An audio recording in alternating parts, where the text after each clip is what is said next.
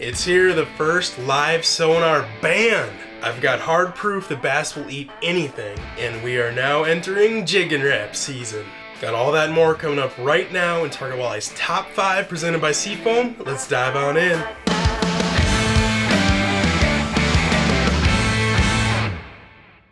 Number 1. We've just seen our first live Sonar ban. The PMTT, the Professional Muskie Tournament Trail, just banned forward-facing sonar, aka live scope, mega live, active target.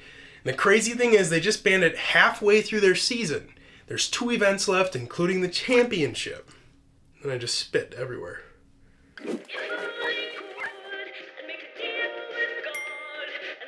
Apparently there was a huge stink after a couple of fellers absolutely whooped up on the rest of the field. Now since that tournament, there's been some seriously heated debates on social media over the last few weeks, and they've been pretty fun to read from a distance. Now apparently the trail sent out an email to all the teams asking them if they wanted live sonar banned, tallied up the votes, and she's gone. He is out of the ball game. Now, random factoid, this technology has been around for years. I mean, Panoptix has been out for 7-ish years, and folks have been using its younger brother LiveScope for 4-ish years in these same tournaments. Of course, now more folks are using the technology, and they're getting way more dialed at how to apply it to catching fish, and using specific techniques designed just for live scoping or forward-facing sonar. But it's also kind of funny that the same team that dominated in this event didn't really get any negative feedback when they got 11th place at Cass Lake last year, or earlier this April when they drove all the way down to Kentucky and blanked not catching a fish. Nobody cared then. Moral of the story is people don't like losing, and they really don't like losing bad. You lose! Good day, sir! So who knows if they'll put some sort of a screen limit on, or maybe have different divisions for old school folks versus new modern day technology folks. Or maybe they'll just ban it going forward. Who knows? Either way, it'll be interesting to see how it all shakes out. Speaking of muskies, that brings us to number 2.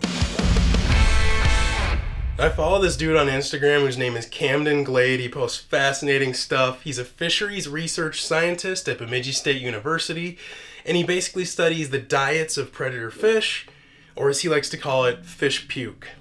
Now they're collecting these diets from predator fish to see if they're competing for food and how their diets vary on lakes with different prey. And guess what? Muskies are not eating all of your walleyes.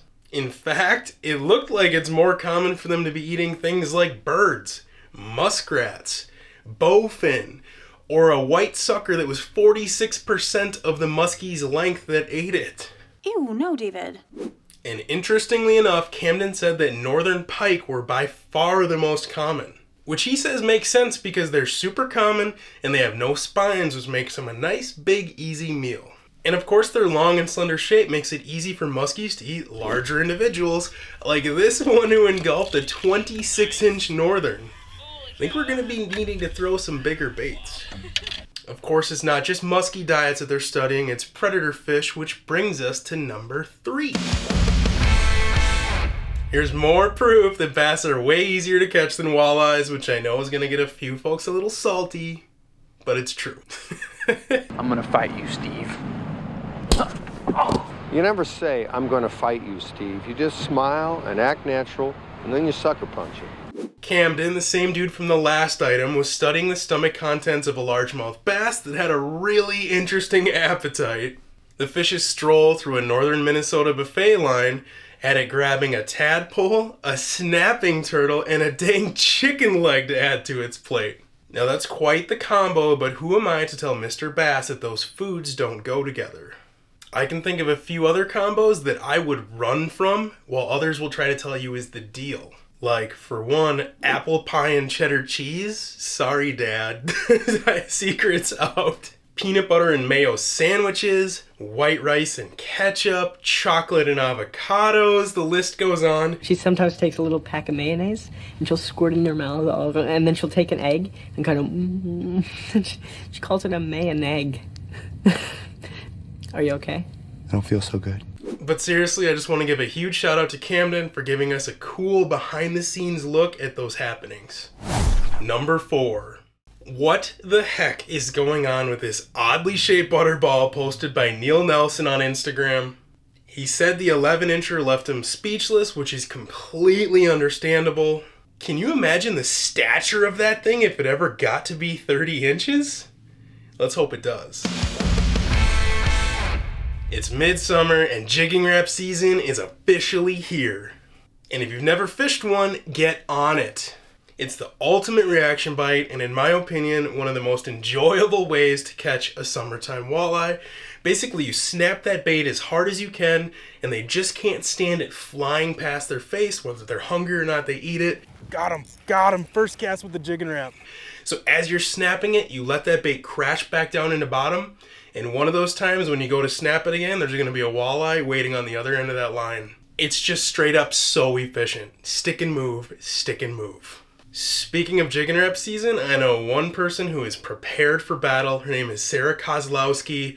Have yourselves a little watch. I heard your wrist tattoo is your weapon of choice in battle. I love it, Sarah, and I hope you get to fight with some walleyes again this weekend. That wraps up this week's Top 5. Big shout out to Seafoam for keeping us running smooth and making this video series possible. Make sure you check out seafoamworks.com. And if you want more fishing content like this, sign up for the free Target Walleye emails at targetwalleye.com. I'll see you back in 7.